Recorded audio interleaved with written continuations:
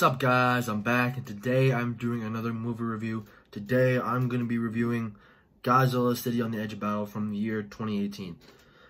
Yes, I put this movie in my top 5 least favorite Godzilla movies. I don't know if it's in there anymore. I have no idea. I did find a lot of enjoyment out of it, you know, especially how Godzilla looks so that's not grammatically correct. How indestructible Godzilla looks in this movie. I did like that. But since, you know, it was advertising Godzilla a lot, and spoiler, he's not in this movie, that's what kind of put it in my top 5 least favorite Godzilla movies. So yeah, let's not waste any more time. Let's get right into this review.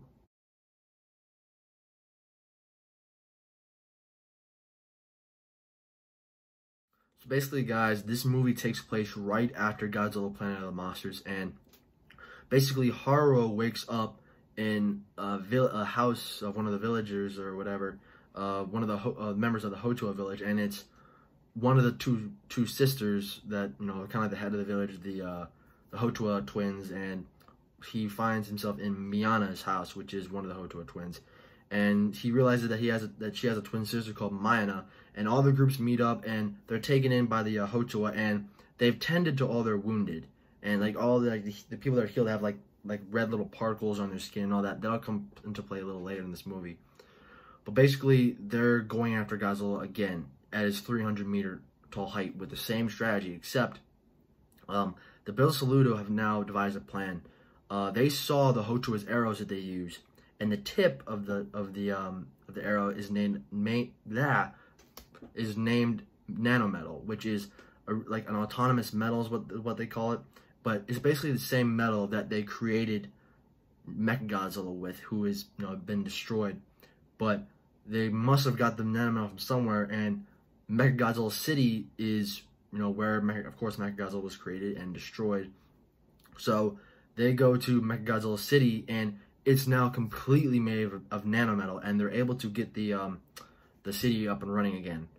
And they work out the plan. You know, they're gonna lure Godzilla into Mechagodzilla City and do the same thing that they did last time, except use EMP harpoons, you know, destroy the dorsal fins and use EMP harpoons. But Haruo was talking to Metphis, you know, about he has doubts about is it alright that Bill Saludo are taking control of this, and, you know, he's having doubts about himself.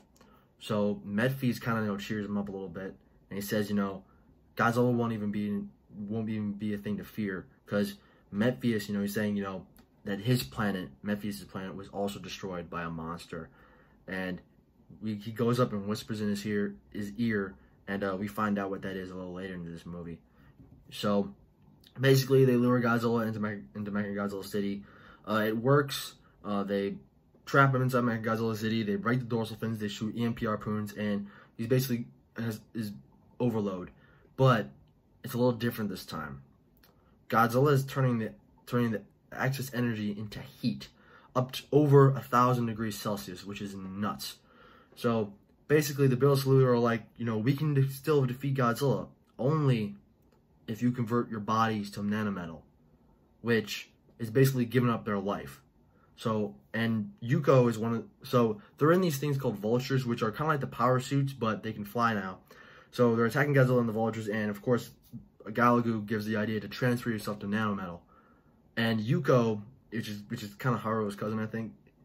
I know he kissed her in that movie, but basically she is being corrupted. Her body's being corrupted by the nanometal, but Haruo isn't. And you see him brush the nanometal off of his skin, and that's because the treatment that the Hotua gave him, like those little red particles, are resistant to nanometal. So he's perfectly fine. So Haruo is able to destroy Mechagodzilla City, the base where they're controlling all the nanometal, and basically Godzilla is now set free. And with 2 swipes of his atomic breath, he destroys Mechagodzilla City, and Mechagodzilla City starts to sink, and Godzilla starts to rest. And basically, Yuko is basically taken over, and there's basically no way to you know, help her. And then we go to the end credit scene, which is a really cool end credit scene, where we find out what Metphis said to Haruo as he whispered in his ear. He said the monster that destroyed their planet was Ghidorah. And that is the enemy Godzilla fights in the next movie. So yeah, guys, this movie is definitely not one of my favorites, but it's kind of like, man, it's a better movie than Planet of the Monsters, but there's something about it, like Mechagodzilla just not being in the movie. No, if you don't, like, if you watch this movie, the reason why I was so disappointed with this movie when I first watched it is because we all thought Mechagodzilla was going to be it. Heck, he's even in the poster. But there's no Mechagodzilla. Mechagodzilla does not fight Godzilla in this movie, and it's understandable because when Mechagodzilla was originally built, he was 50 meters, the same size as Godzilla was at that time 20,000 years ago. But now he's 300 meters, and a 50-meter Mechagodzilla versus a 300-meter Godzilla would not go well for the Mechagodzilla. I understand that, but it's still closer to the bottom of the barrel for me.